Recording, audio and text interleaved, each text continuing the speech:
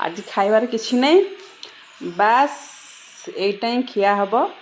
तो मुझे देखी दूसरी आम हॉस्टेल आज कौन रोसई कहीं मु तो आज लंका रसुण छेचिकी तो खाइबी।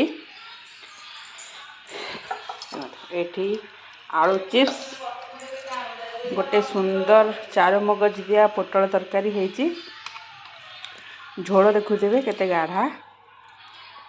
गाढ़ा से होती कषा कषा टाइप रे एठी आमर गोटे डाली होती पूरा घरे जमती रोसई हुए सेमती रसुण पड़ी छुंक दिखाई टमाटर लंका सब दिखाई छुंक दिखाई एठी भात किछिटा पिला खाती नहीं ब्रह्मपुर पिला आसी तो तांको पाई कि किछि अल्प टिके अरुआ भात बसची जोटा फुटुची से माने खाइबे।